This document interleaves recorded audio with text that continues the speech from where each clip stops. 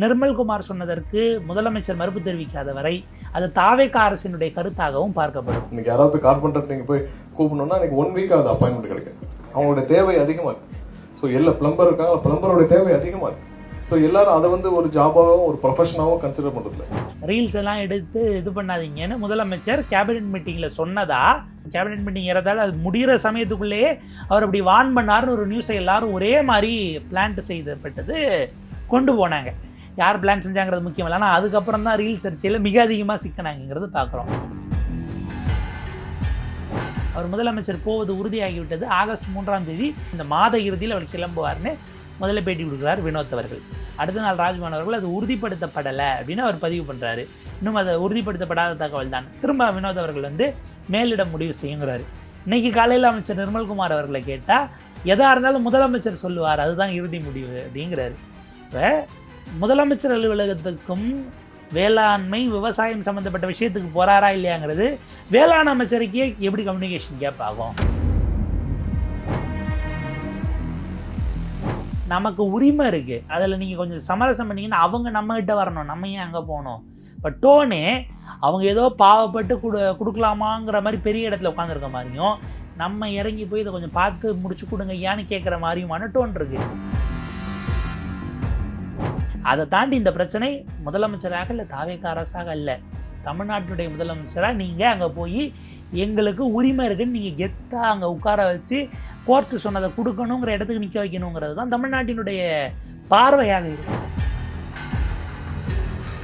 விஜய் அவர்கள் ராகுல் காந்திகிட்ட அழுத்தமும் கொடுக்க மாட்டார், இவர் கொடுத்தாலும் ராகுல் காந்தி அதை செய்ய மாட்டார். மேகதாதுங்கிற வார்த்தையவே ராகுல் காந்தி சொல்ல மாட்டார், நம்ம அதை உறுதியாக சொல்லிக்கலாம்.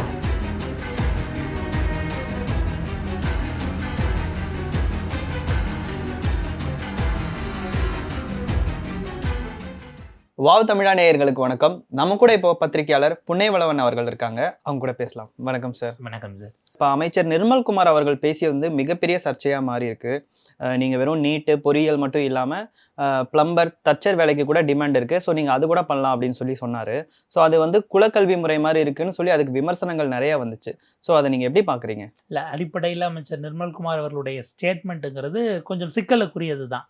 நம்ம இதை நிர்மல்குமார் அவர்களுடன் நிறுத்தணுமா? ஒரு 2 ஆண்டுகளுக்கு முன்பாக முதலமைச்சர் விஜய், அன்றைக்கு தாவேக தலைவர், இன்றைக்கும் அவர் தான் தாவேக தலைவர், அவர் பேசும்பொழுது டாக்டர் படிப்பு மட்டும்தான் படிப்பானே அவர் கேட்டார். நீட் தொடர்பான ரெஃபரன்ஸ் வரும்போதே, அதாவது பிள்ளைகள் எதுவும் மோசமான முடிவெடுத்துற வேண்டாங்கிற கன்சர்ன் இருந்தாலும் கூட அது அப்போ டாக்டர் படிப்பை விட்டுறலாம் என்று நீங்கள் அவங்களுக்கு சொல்கிறீங்களா, ஆஸ்பயரே பண்ண வேண்டாம்னு சொல்கிறீங்களான்னு அப்பொழுது அது விவாத பொருளாகவும் மாறியது. அந்த வகையில் அது ரொம்ப சென்சிட்டிவான சப்ஜெக்ட்டு.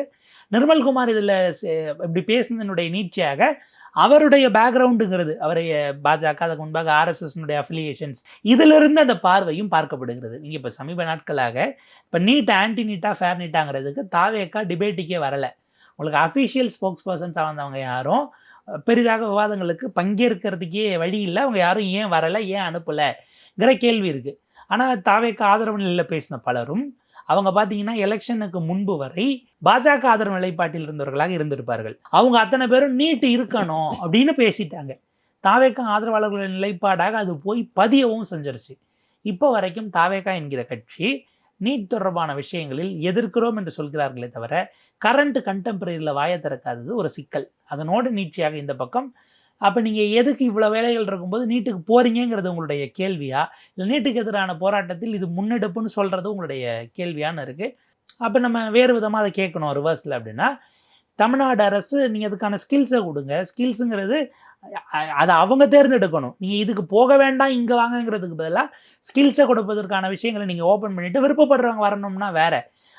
அது நேரடியாக பாஜக இல்லை அவங்க சொல்லக்கூடிய அந்த குலக்கல்வி திட்டத்துக்கான ஸ்கீம்ஸை தான் நாங்கள் ஸ்கில்ஸாக கொடுக்க போகிறோங்கிற வகையில் கனெக்ட் ஆகுதுன்னா ஒரு புள்ளியில் அது இணைகிறது. இப்போ விஷயம் நிர்மல்குமார் சொன்னதற்கு முதலமைச்சர் மறுப்பு தெரிவிக்காத வரை அது தாவேக அரசினுடைய கருத்தாகவும் பார்க்கப்படும். அப்போ இந்த புள்ளியில் தான் ஆலூர் ஷானவாஸ் கேட்ட பாஜக விரும்புகிற மாதிரியிலான ஆட்சி இல்லை அவர்களுடைய மறைமுக ஆட்சியாங்கிற கேள்வி அரசியல் ரீதியிலாக வலுப்படும். நிர்மல்குமார் அவர்கள் பேசியது அந்த கருத்தை எய்தர் அவர் வாபஸ் வாங்கணும் அல்லது என்டார்ஸ் பண்ணணும், அதுதான் தாவேகாவின் கருத்தா அப்படிங்கிறத அவர் விளக்க வேண்டிய தேவை இருக்கிறது. ஓகே. இந்த பிரச்சனை பார்த்தீங்கன்னா, தொடர்ந்து இருந்துட்டு வருது. இப்ப நிர்மல்குமார் மட்டும் இல்ல. இதுக்கு முன்னாடி அங்க கீர்த்தனா அவர்கள் பேசினதுமே ஒரு சர்ச்சைக்குரிய விஷயமாச்சு. அமைச்சர் ஜெகதீஸ்வரி பேசினது ஒரு இஷ்யூ ஆச்சு. ஸோ இந்த மாரி அமைச்சர்கள் பேசுறது எல்லாமே ஒரு இஷ்யூவாவே மாறிட்டு இருக்கு. ஸோ சிஎம் விஜய் அவர்கள் வந்து அமைச்சர்கள தன்னோட கட்டுப்பாட்டுல வச்சிருக்கணுமா? இல்ல அவர மாரி எல்லாருமே பேசாம இருந்தா, நம்ம எத வச்சு நம்ம பேசுறதுன்னு ஒரு கேள்வி வந்துரும் இல்லையா? ஆக்சுவலா நம்ம ஆர்வக்கோளாறுலாம் சொல்ல வேண்டாம். அவங்களுக்கு இது முதல் முறை அப்படிங்கிறது. ஆட்சி அதிகாரத்துல இருக்கும் பொழுது, அவங்க இன்னும் மெச்சூர் ஆகுறதுக்கு ஒரு டைம் வேணும். ஆனா ஜென்யூனா வேணும். அவங்க எதுல ஃபோக்கஸ் பண்றாங்கங்கிற கேள்வி இருக்குல்ல. நம்ம பார்த்தோம் ஒரு எம்எல்ஏ போயிட்டு லாரியினுடைய டயர் ஆய்வு பண்றேன்னு போய் ஃபோன் பேசி, நீங்க உங்கள அறியாம ட்ரோல் மெட்டீரியல் ஆகுறீங்கங்கிறது புரியுதா? 1. 2வது ரொம்ப சென்சிபிளா ஹேண்டில் பண்ண வேண்டிய விஷயத்தெல்லாம், நீங்க போற போக்குல ஜஸ்ட் லைக் தட் எடுத்துடுறீங்களான்னு ஒரு கேள்வி இருக்கு. இப்ப இது நம்ம வேற வகையில யோசிச்சோம்னா, அம்மையார் ஜெயலலிதா அவர்களுடைய மறைவுக்கு பிறகு பல அதிமுக அமைச்சர்கள் அப்படிலாம் பேசுவாங்கங்கிறதே நமக்கு அப்பதான் தெரியும். ஆள் ஆளுக்கு பேட்டி கொடுப்பாங்க. செல்லூர்ராஜ் அவர்கள் ஒரு பக்கம், ஜெயக்குமார் அவர்கள் ஒரு பக்கம், கடம்பூர் ராஜு அவர்கள் ஒரு பக்கம், இப்படி பலரும் அங்கங்க, திண்டுக்கல் சீனிவாசன்லாம் அவருடைய பிரஸ் மீட்லாம் அது ஒரு டாப் நாட்ச்ல இருக்கும். இப்படி எல்லாரும் அங்கங்க பேச ஆரம்பிச்ச பிறகு தான் ஒரு பாயிண்ட்ல அப்ப என்ன வைக்கப்பட்டதுன்னா, இப்பதான் தெரியுது ஜெயலலிதா அம்மா ஏன் இவங்களெல்லாம் பேச வைக்கலன்னு. சம்பந்தம் இல்லாம போய் எதையாவது பேசி கட்சிக்கு சிக்கலை உண்டாக்கி விட்டுறாங்க அப்படின்னு அப்போ ஒரு பார்வை வைக்கப்பட்டது. ஒரு ஃப்ரெஷர்ஸாக வரும்போது அவங்க பழகிக்கிறதுக்கான ஸ்பேஸ் இருக்கு. ஆனால் இந்த அரசாங்கம் அதை இல்லை ஆமான்னு அதை முதலமைச்சர் பதில் சொல்லாத வரைக்கும் அது சிக்கலாக நெருக்கடியாக தான் மாறுது. இப்போ கட்டுப்பாட்டில் எடுக்கணுமானா அதுவும் கசிவிடப்பட்ட செய்தி தான். நீங்கள் ரீல்ஸ் எல்லாம் எடுத்து இது பண்ணாதீங்கன்னு முதலமைச்சர் கேபினெட் மீட்டிங்கில் சொன்னதா முதலமைச்சர் சொல்லலை. கேபினெட் மீட்டிங்குள்ளே ப்ரெஸ் அலோவ் பண்ண மாட்டாங்க. ஆனால் வெளியில் ஒரே நேரத்தில் கேபினெட் மீட்டிங் ஏறதால அது முடிகிற சமயத்துக்குள்ளேயே அவர் அப்படி வார்ன் பண்ணார்னு ஒரு நியூஸை எல்லாரும் ஒரே மாதிரி பிளான்ட் செய்யப்பட்டது கொண்டு போனாங்க.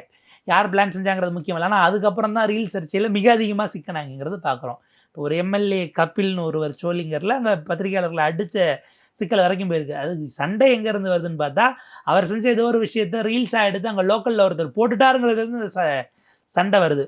முதலமைச்சர் இவங்களுக்கு டிக்டேட் பண்ணுற இடத்துல இருக்காராங்கிறது 1. சொன்னால் முதலமைச்சர் சொல்லி அவங்க எப்படி கேட்காம இருப்பாங்கங்கிற அடுத்த கேள்வி வரும். இதை ஒரு இஷ்யூவாகவே முதலமைச்சர் பார்க்கவில்லையா அப்படிங்கிறதும், அதிகாரிகளாலேயே நேரடியாக முதலமைச்சரை சந்திக்கிறது இதில் சிக்கல் இருக்குன்னு விகடனில் ஒரு விஷயம் குறிப்பிட்டிருந்தாங்க. அவர் வந்து நேரடியாக தலைமைச் செயலாளர் சாய்குமார் அவர்கள் மட்டும்தான் சந்திக்கிறாரு. டிபார்ட்மெண்டல் செக்ரட்டரிஸ் அதிகாரிகள் ஏதாவது விஷயங்கள் சொல்ல போனால் நீங்கள் அவருக்கே ரிப்போர்ட் பண்ணுங்க என்பதாக தான் அது இருக்குது. இது நிர்வாக ரீதியிலாக பல கோளாறுகளை கொண்டு வரும். அதை விட முக்கியம், முதலமைச்சர் அலுவலகத்துக்கும் அமைச்சர்களுக்குமே எப்படி கேப் வரும்? இவர் காவிரிக்கு கர்நாடகா காவிரி தொடர்பாக போறாரா இல்லையான்னு டிபேட் ஏறதால ஒரு வாரமாக நடக்குது. முதல்ல வேளாண் துறை அமைச்சர், அவர் தான் வேளாண்மைக்கு அமைச்சர்னும் போது இந்த விவகாரத்தில் அஃப்கோர்ஸ் நீர்வளத்துறை அமைச்சர் சென்ட்ரிக்காக எடுத்தாலும் வேளாண்மைத்துறை அமைச்சருங்கிற முறையில் அவர் முதலமைச்சர் போவது உறுதியாகிவிட்டது. ஆகஸ்ட் 3ஆம் தேதி இந்த மாத இறுதியில் அவர் கிளம்புவார்னு முதல்ல பேட்டி கொடுக்குறார் வினோத் அவர்கள். அடுத்த நாள் ராஜ்பவன் அவர்கள் அது உறுதிப்படுத்தப்படலை அப்படின்னு அவர் பதிவு பண்ணுறாரு. இன்னும் அதை உறுதிப்படுத்தப்படாத தகவல் தான். திரும்ப வினோத் அவர்கள் வந்து மேலிடம் முடிவு செய்யுங்கிறாரு. இன்னைக்கு காலையில் அமைச்சர் நிர்மல்குமார் அவர்களை கேட்டால் எதாக இருந்தாலும் முதலமைச்சர் சொல்லுவார், அதுதான் இறுதி முடிவு அப்படிங்கிறாரு.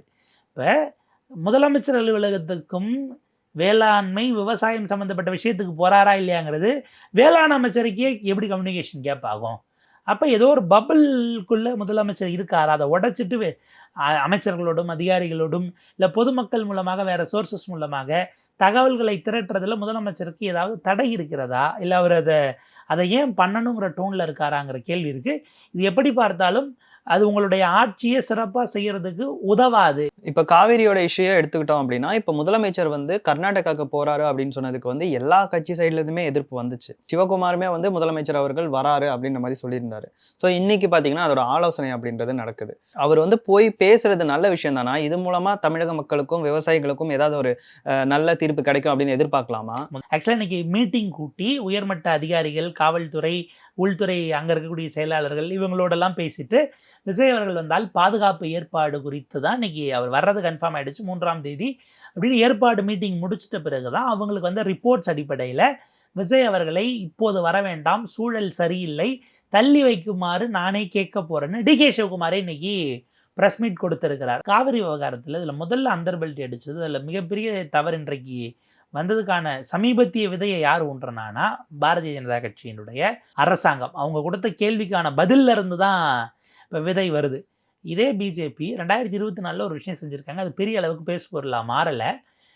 என்னன்னா மத்திய ஜல் சக்தி துறை, நீர் மேலாண்மை நீர்வளத்துறை இருக்கு இல்லையா, அதுக்கு அமைச்சராக கர்நாடகாவை சேர்ந்த சோமண்ணாவை கொண்டு போய் அவங்க போடுறாங்க. ஏதோ 2 மாநிலத்துக்கு சிக்கல் வரும்போது, பிரச்சனை பஞ்சாயத்துக்கு மத்திக்கு வருந்தா, அதில் ஒரு ஸ்டேட்டை சேர்ந்தவர் அமைச்சராக இருந்தால் அவர் அந்த ஸ்டேட்டுக்கு ஆதரவாகத்தானே முடிவெடுப்பார். நீங்கள் எப்படி அப்படி அவரை போட்டிருக்க முடியும்னு 2024லேயே அது குறித்து சிலர் பதிவும் பண்ணியிருந்தாங்க. பட் அது ஏன் இஷ்யூ ஆக்கலை கட்சிகள்னு தெரியல. உலுக்கி இருக்க வேண்டாமா? இப்போ நாளைக்கு இதே கர்நாடகா இப்போ இந்த பதில் கேட்குறாங்க இல்லையா, அவங்க மேகதாதுவில் அணை கட்ட தமிழ்நாடு, கேரளா, பாண்டிச்சேரியினுடைய ஒப்புதல் வேண்டுமானா அப்படி எதுவும் உச்சநீதிமன்ற தீர்ப்பில் இல்லை அப்படின்னு இப்போ ஒரு பதில் வருது. ஆனால் ஒரு 2021, 2023 2 முறை தமிழ்நாட்டின் சார்பில் முதல் முறை துரைமுருகன் அவர்கள் போய் கஜேந்திர சிங் ஷெகாவத்தை சந்திக்கிறார். அதுக்கு பிறகு 13 கட்சிகளை கூட்டி அனைத்து கட்சி கூட்டம் தமிழ்நாட்டில் கூட்டுறாங்க. கூட்டிட்டு அனைத்து கட்சி எம்பிக்கள் மற்றும் பிரதிநிதிகள் கூப்பிட்டுக்கிட்டு டெல்லியில் போய் சந்திக்கிறாங்க. நீங்கள் அந்த ப்ரெஸ் மீட்டே வெளில வந்து பார்த்தா துரைமுருகன் இருப்பார், பக்கத்தில் அதிமுகவினுடைய எம்பி தம்பிதுரை, இங்கே வந்து என்டிஎல் அன்றைக்கு இருந்த பூவை ஜெகன்மூர்த்தி, பாமக சார்பில் போயிருப்பாங்க, வைகோ போயிருப்பார். இவ்வளவு பேரோட நின்று தான் துரைமுருகன் இன்னைக்கு பேட்டி கொடுப்பார். ஸோ அது தமிழ்நாட்டினுடைய அனைத்து கட்சிகள் பிரதிநிதிகளாகத்தான் அன்றைக்கு பார்த்தார்கள். வெளில சொல்லியிருப்பாங்க, உங்களுடைய அனுமதி இல்லாமல் கட்ட முடியாது, அது உறுதி, நாங்கள் உறுதி தரோம்னு மத்திய நீர்வளத்துறை அமைச்சர் நேரடியாக ஒப்புதல் வாக்குமூலம் கொடுத்ததாக அன்றைக்கு அவங்க வெளில ரெப்ரசன்ட் பண்ணாங்க. அது அப்போ இருந்த ஸ்டாண்டை ஏன் மாற்றுறாங்கன்னா, நேரடியாக அந்த வார்த்தைகள் இல்லைங்கிறத வச்சுட்டு அவங்க விளையாடுறாங்களாங்கிற கேள்வி வருது. 2028 நம்ம ஆட்சிக்கு வர வாய்ப்பு இருக்கிற இடம் கர்நாடகா. கட்டுறதுக்கான இப்போ ஒரு வேலை கட்டுறதுக்கு ஒப்புதல் கொடுக்குறாங்க, நம்ம எதிர்த்து சண்டை போட போகிறோம், அதெல்லாம் ஓரப்போகுது. இப்போ நாளைக்கு கட்டுறதுக்கான வாய்ப்புகள் ஆரம்ப நிலைக்கு வருதுன்னு வைங்களேன். டிகே சிவகுமார் என்ன சொல்வார், நாங்கள் இதை செஞ்சுருக்கிறோம், கன்னட மக்களுடைய உரிமை நிலைநாட்ட நான் தான் அதை கட்டுவதற்கான அடிக்கல்ல நாட்டுறேன்பார். அங்கே பாஜக இவர் எடியூரப்பாவினுடைய மகன் விஜயேந்திரா என்ன சொல்வார், பாஜக அரசு மோடி அரசு தான் தமிழ்நாடு அவ்வளோ அழுத்தம் கொடுத்தோம், நம்ம கன்னடிகாக்களுக்காக கட்டியே ஆகணும்னுட்டு தீர்ப்பில் இருந்த ஒரு இதை பயன்படுத்தி, அதில் இருந்த ஒரு கிரே ஏரியாவை பயன்படுத்தி கொடுத்ததே அப்ரூவல் கொடுத்ததே மோடிஜி தான், மோடிஜிக்கு தான் கிரெடிட் வேணும்னு, மேகதாது கட்டுறதுக்கு நோக்கி போனால் யார் செஞ்சோம் எங்களுக்கு தான் அந்த பாராட்டு வேணும்னு அவங்க அப்புறம் சண்டை போடுவாங்க. அவங்க கட்டுறதுக்கான முயற்சிகளை செஞ்சு நாங்கள் காரணம்னு கிரெடிட்டுக்கு. ஆனால் அதே நேரத்தில் எல்லாம் ஒரே புள்ளியில் வந்து இணையிறாங்க. தமிழ்நாட்டில் கட்டக்கூடாதுங்கிற இடத்துல ஒரே புள்ளியில் நிற்கிறதுக்கு பதிலாக இவங்க சண்டை போட்டுக்கிறாங்க. அன்புமணிக்கும் மாணிக்கம் தாகூருக்கும் இப்போ தேவையில்லாமல் சண்டை போகுது. இப்போ கடைசியில் அங்கே இவர் 3ஆம் தேதி போகிறாரோ இல்லையோ, 2ஆம் தேதி அனைத்து கட்சி கூட்டம். எதுக்குன்னா தண்ணீர் திறந்து விடணும்னு 2 அத்தாரிட்டிஸ் உத்தரவிட்டுட்டாங்க. Cauvery water regulatory committee, regulatory அந்த நிர்வாக குழு இருக்காங்க இல்லையா, அவங்க உத்தரவிட்டதை அவங்க சஜஷனாக இதாக கொடுத்தது, ரெக்கமெண்டேஷனை காவிரி மேலாண்மை வாரியம் நேற்றைக்கு உத்தரவாகவே போட்டாங்க. இது 2த்தையும் எதிர்த்து உச்சநீதிமன்றம் போவதற்காக அனைத்து கட்சி கூட்டம் கூட்டுறாங்க. பாஜகலேருந்து, நம்ம தேவகவுடா கட்சியிலேருந்து, ஜேடிஎஸ்லேருந்து அத்தனை பேரும் போகிறாங்க, அமைப்புகளும் உள்ளே போய் உட்காடுறாங்க. இங்கே இவர் போகலாமா வேண்டாமாங்கிறதுக்கே இவர் கூட்டத்தை கூட்ட மாட்டேங்கிறாரு. இருக்கிற ஆதரவாக பேச வேண்டியவங்களும் உங்களுக்குள்ளே சண்டை போடுறீங்க. ஐயா என்னென்னா, நாளைக்கு அதை நிறுத்தினோம்னா நம்ம தான் செஞ்சோம்னு பேர் வாங்கணும்னு அனைத்து கட்சி கூட்டத்தை முதலமைச்சர் கூட்டாமல் இருக்கிறார். எனக்கு அனைத்து கட்சிகள் கூட நாளைக்கு வாங்கினோம்னா நாங்கள் தான் அதை சஜஷனை கொடுத்தோன்னு கூட திமுக சொல்லிடுவாங்க, பாமக சொல்லிடுவாங்க, நீங்கள் பயப்படலாம். விவசாய சங்கத்தை கூப்பிட்டு அவங்க என்ன கிரெடிட் எடுப்பாங்க, அவங்கள கூட ஏன் முதலமைச்சர் பார்க்க மாட்டேங்கிறாருங்கிற கேள்வி வருது. அப்போ தமிழ்நாட்டுடைய ஜீவாதார பிரச்சனையை விட்டுட்டு நீங்கள் உங்களுக்குள்ள சில்லி பாலிட்டிக்ஸ்க்கு, பெட்டி பாலிட்டிக்ஸ்க்கான சண்டையை போடுறீங்களா? இது தமிழ்நாட்டினுடைய பிரச்சனையை விடவும் உங்களுக்கு யார் கிரெடிட் எடுக்கிறதுங்கிற சண்டை தான் பெருசுனா, நீங்கள் மக்களுக்கு செய்யக்கூடிய மிகப்பெரிய வரலாற்று பெரும் பிழையாக, ஒரு எல்லைக்கு மேலே அது கடுமையாக சொல்லணும்னா, இந்த நேரத்தில் நீங்கள் அதை பேசுவது ஒரு துரோகமாக கூட மாறுவதற்கு வாய்ப்பு இருக்குது. இப்போ விஜய் அவர்கள் அங்கே கர்நாடகாவுக்கு போய் பேசுறது ஏன் அவ்வளோ பெரிய பேசு பொருளாக மாறுது? ஆக்சுவலாக கில்லியில் ஒரு டைலாக் இருக்கும், சார் இவனை மட்டும் கர்நாடகாவுக்கு அனுப்புனா காவேரியை கையோடு கூட்டிகிட்டு வந்துடுவான் சார் அப்படின்னு விஜய் சாருக்கு ஒரு டைலாக் இருக்கும். மேபி அதை எதுவும் ரெக்ரியேட் பண்ணி இவர் போயிட்டு ரிட்டர்ன் வர்றதை வச்சு பேக் எண்டில் அதை வச்சு ஸ்டோரி போடலான்னு ஒரு டீம் ரெடி ஆச்சாரோ நமக்கு தெரியல. இதெல்லாம் வந்து அவருடைய மைலேஜ் ஆகும். ஆனால் அவருக்கு இமேஜும் கம்ப்ளீட்டாக காலியாக வாய்ப்பு இருக்குது. ஏன்னா நீங்கள் உச்சநீதிமன்றம் சொல்லி கேட்கல, காவிரி நடுவர் மன்றம் அமைச்சு சொல்லி கேட்கல, ட்ரைபியூனல், காவிரியினுடைய regulatory authority water board committee சொல்லி கேட்கல, மேனேஜ்மெண்ட் அத்தாரிட்டி சொல்லி கேட்கல. இந்த 4மே எய்தர் ஜுடிஷியரி அல்லது குவாசி ஜுடிஷியரி நீதித்துறை அப்படிங்கிற இதுக்குள்ளேயோ அல்லது ஒரு ஹாஃப் வரைக்கும் உங்களுக்கு அந்த நீதித்துறை சார்ந்த அதிகாரம் இருக்கக்கூடிய அமைப்புகள் சொல்லியே கேட்காது அவங்ககிட்ட. நீங்கள் போய் பேசினா கேட்டுருவாங்களாங்கிறது இருக்குது. ரெண்டாவது, நமக்கு உரிமை இருக்குது. அதில் நீங்கள் கொஞ்சம் சமரசம் பண்ணீங்கன்னா அவங்க நம்மகிட்ட வரணும். நம்ம ஏன் அங்கே போகணும்? இப்போ டோனே அவங்க ஏதோ பாவப்பட்டு கொடுக்கலாமாங்கிற மாதிரி பெரிய இடத்துல உட்காந்துருக்க மாதிரியும், நம்ம இறங்கி போய் இதை கொஞ்சம் பார்த்து முடிச்சு கொடுங்க ஏன்னு கேட்குற மாதிரியுமான டோன் இருக்குது. 2 பேருக்கும் இல்லாமல் ஒரு பொது இடத்துல வச்சு கூட நீங்கள் பேசலாமே. டெல்லிக்கு கூப்பிடுங்க, இல்லை 2 பேருக்கும் ஃப்ரெண்டாக இருக்காங்கன்னா, இல்லை கேரளாவில் கூட அப்படி போயிட்டு ஒரு டூர் மாதிரி ஏதாவது மலைவாச ஸ்தலத்தில் கூட உட்காந்து பார்க்கலாம். இல்லை வேறவர் அது ஏன் அங்கன்றது காமன் பாயிண்ட்டுக்கு ஏன் போகக்கூடாதுன்னெலாம் கேள்வி இருக்குது. இன்னொன்று, அவங்க 3500 கன அடி திறக்கணும் அப்படின்னு சொல்லி 15 நாட்கள் வீதம் திறந்து 4 டிஎம்சி விடணும்னு சொன்னதை எடுத்து கோர்ட்டுக்கு போகிறேன்ட்டாங்க. இப்போ நீங்கள் போய் மீட் பண்ணிட்டீங்க, கோர்ட்டில் கேஸ் வரும்போது நீங்கள் 2 பேரும் மீட் பண்ணிக்கலாம், நீங்களே பேசிக்கிங்க அப்படின்னு ஆஃப் த கோர்ட் செட்டில்மெண்ட் பண்ணுறீங்கன்னா பண்ணிக்கிங்களோ, ஒன்றும் பிரச்சனை இல்லைன்னு அதை ஒரு டோனாக வச்சு கோர்ட்டு தலையில்லாமல் சரி திரும்ப ஒரு வாட்டி பேசுங்க, பேசியே தீர்த்துங்கன்னு அனுப்பிட்டாங்கன்னா, கோர்ட்டு சொல்லியே விடாத தண்ணி உங்களுக்கு எப்படி விடுவாங்க? மழை அதிகமாக பெஞ்சா திறந்து விடுவாங்க, ரைட்டு. இப்போ டிசம்பரில் எல்னினோ வந்ததுன்னா இன்னும் அதிகமாக வெப்பமாக போகுது, இன்னும் மோசமாக ட்ரை ஆகும். என்ன பண்ணுவீங்கிற கேள்வி. அப்போ நம்முடைய சட்ட போராட்டம், ஏற்கனவே சட்ட போராட்டத்தில் நம்ம பெற்ற வெற்றி, இது எல்லாத்துலேயும் ஏதோ ஒரு வகையில் ஒரு லூப் ஹோல் கிரியேட் ஆகி நமக்கு பின்னடைவாக அது பார்க்கப்படுவதற்கான வாய்ப்பு இருக்குங்கிறது ஒன்று. ரெண்டாவது, விவசாயிகளுக்கு என்ன தேவைன்னு அவங்கள கேட்காம நீங்களாக கற்பனை பண்ணிட்டு போடுறது சரியாங்கிற கேள்வி வருது. அது மாறலையும் தவறு இல்லை. இந்த 90 நாட்டில் ஏதாவது ஒரு விவசாய சங்க பிரதிநிதி அவரை சந்திச்சாங்களா? உங்களுக்கு என்ன வேணும்னு அதிகாரிகள் நினைக்கிறதெல்லாம் தான் கிரவுண்டில் இருக்குன்னு நீங்கள் நம்பினீங்கன்னா, அந்த இடத்துல நீங்கள் மிகப்பெரிய தவறு பண்ணுறீங்கிறதான அர்த்தம். திமுகவில் அதிமுகவில் குறைஞ்சது அமைச்சர்கள் இல்லை அந்த பகுதியை சேர்ந்தவர்கள் அவங்க ஏதோ ஒரு வகையில் கிரவுண்டில் கனெக்டடாக இருந்தாங்க. அவங்க சிலரை கூப்பிட்டு வந்து சந்திக்க வச்சாலும் சில விஷயங்களை வாங்குவாங்க. எல்லாத்தையும் சொல்ல முடியலனாலும் அதில் முடியறதை செய்வோங்கிற வாக்குறுதிங்கிற அந்த ஸ்பேஸ் இருந்தது இல்லையா? இப்படி ஒரு அப்ரோச் பண்ணுவதற்கு ஏதோ ஒரு துறை சார்ந்தவர்கள், சங்கம் சார்ந்தவர்கள் வர்றாங்கன்னா, இந்த முதலமைச்சர் அணுகுவதற்கே வழி இல்லை. அதிகாரிகள் அதில் அட்வான்டேஜ் எடுக்கிறாங்கன்னா, அது ஆட்சிக்கே கெட்ட பேராக முடியும், ஆட்சிக்கு மிகப்பெரிய சிக்கலையும் உருவாக்கும். அதை தாண்டி இந்த பிரச்சனை முதலமைச்சராக இல்லை தாவேக அரசாக இல்லை, தமிழ்நாட்டினுடைய முதலமைச்சராக நீங்கள் அங்கே போய் எங்களுக்கு உரிமை இருக்குன்னு நீங்கள் கெத்தாக அங்கே உட்கார வச்சு கோர்ட்டு சொன்னதை கொடுக்கணுங்கிற இடத்துக்கு நிற்க வைக்கணுங்கிறது தான் தமிழ்நாட்டினுடைய பார்வையாக இருக்கும். இப்போ கர்நாடகாவுக்கு விஜய் அவர்கள் போறாரு அப்படின்னு சொல்லும்போது, ஜனநாயகன் படம் ஆல்ரெடி ரிலீஸ் ஆயிருந்ததை வந்து அந்த போஸ்டர்லாம் கிழிச்சு அங்கே இருக்கிற பாஜக அமைப்புகள் வந்து எதிர்ப்பு தெரிவித்தாங்க. ஸோ இப்போ தமிழ்நாட்டில் இருக்க பாஜகவுடைய நிலைப்பாடு என்னவா இருக்கும்? தமிழ்நாடு பாஜக மட்டுமல்ல, தமிழ்நாடு காங்கிரஸுமே இங்கே வந்து கடுமையாக நாங்கள் எதிர்க்கிறோம்பாங்க. தமிழ்நாட்டினுடைய உரிமையை ஒரு நாளும் மோடிஜி அப்படி செய்ய மாட்டார். அங்கே இருக்கிற பாஜக வந்து விவரம் புரியாமல் பேசுகிறாங்க. நீங்கள் மத்திய அமைச்சரே புரிதல் இல்லாமல் பதில் கொடுத்துட்டாருன்னு இங்கே அமைச்சர் ஆனந்த் அவர்கள் சொன்னதை நம்ம பார்த்தோம். இப்போ தமிழ்நாடு பாஜக ஆப்வியஸாக பெரிய அளவுக்கு கம்பு சுற்றுவாங்க. இவங்க கிளம்பி போய் அங்கே இருக்க தலைவர்களை சந்திக்கலாம்ல, செய்ய மாட்டாங்க, கண்டிப்பாக செய்ய மாட்டாங்க. எடியூரப்பாவினுடைய மகன் ஒரு விஜயேந்திராவை பார்த்து நீங்கள் ஒரு டிஸ்கஷன் நடத்த வேண்டியதானே, தமிழ்நாட்டினுடைய நிலை இப்படி இருக்குது, நம்ம 2 பேருமே ஒரு இணக்கத்துக்கு வரணும்னா நம்ம முன்னெடுப்போம், அந்த கிரெடிட்டை மோடிஜிக்கு கொடுப்போம், 2 மாநிலத்துக்கு இந்த சண்டையை தீர்த்து வச்சதுக்குன்னு கட்சி ரீதியாக கூட செய்யலாமே. ஆனால் அவங்க இதில் ஒரு சிக்கலுக்குள்ளேயும் வர மாட்டாங்க. அப்போ தமிழ்நாடு பாஜக கேட்டால் நாங்கள் எதிர்க்கிறோம் என்று சொல்வார்கள். அதை தீர்த்து வைக்கிறதுக்கு இல்லை மத்திய அரசை நோக்கி கேள்வி கேளுங்கன்னா கேட்க மாட்டாங்க, சைலண்ட் மோடுக்கு போயிடுவாங்க. மொத்தமாக பார்த்தீங்கன்னா ஏர்பிளைன் மோடில் போட்டுட்டு இந்த பிரச்சனை அதுவாக தீர்ந்தால் யாராவது தீர்த்து வச்சாங்கன்னா பார்த்துக்கலாங்கிற இடத்துக்கு போயிட்டு சாப்பிட்டுட்டு சாயங்காலமாக தேடுவோங்கிற வகையில் தான் அவங்களுடைய முயற்சி அல்லது பெர்ஸ்பெக்டிவ் இதை பொறுத்த வரை இருக்கும். ஓகே, இப்போ தமிழ்நாட்டில் யாரோட ஆட்சி இருக்குன்னு பார்த்தா காங்கிரஸோட கூட்டணி ஆட்சி தான் இருக்குது. கர்நாடகாலையும் காங்கிரஸ் ஆட்சி தான் இருக்குது. ராகுல் காந்தி அவர்கள்கிட்ட வந்து விஜய் அவர்கள் அழுத்தம் கொடுத்தா இந்த ப்ராப்ளத்துக்கான ஒரு சொல்யூஷன் அப்படின்றது கிடைக்குமா? விஜய் அவர்கள் ராகுல் காந்தி கிட்ட அழுத்தமும் கொடுக்க மாட்டார். இவர் கொடுத்தாலும் ராகுல் காந்தி அதை செய்ய மாட்டார். நீங்கள் ரிவர்ஸில் யோசிச்சிங்கன்னா, அஃப்கோர்ஸ் கர்நாடகாவில் அது கூட்டணி கட்சிகள் இருந்தாலும் கேபினெட்டில் பங்கு கொடுக்கல. இப்போ இருக்கிற கேபினெட்ல யாரை போகிறது, சித்தராமையா ஆதரவாளர்களா, டிகே சிவகுமார் ஆதரவாளர்களான்னு 3 நாளாக டெல்லியில் பஞ்சாயத்துலாம் நடந்து ஒரு முடிவுக்கு அது எட்டின மாதிரி தெரியலன்னு வச்சுக்கோங்களேன். அது தனி விவாதம். நீங்கள் காங்கிரஸ் என்கிற கட்சியாக யோசிக்கணுமா, இல்லை கூட்டணியான தாவேக்கான அல்லன்னு யோசிக்கணுமா? 2த்துல ஏதாவது அவங்க முதல்ல வைப்பாங்க. அவங்கள பொறுத்த வரைக்கும் அவங்க கட்சி. நீங்கள் கர்நாடகாவில் சொந்த காலிலே நின்று அவங்களால மீண்டும் அங்கே முதலமைச்சர் பதவியும் பிடிக்க முடியும். 2024 தேர்தலில் அங்கே காங்கிரஸுக்கான எண்ணிக்கை கூட வரும்.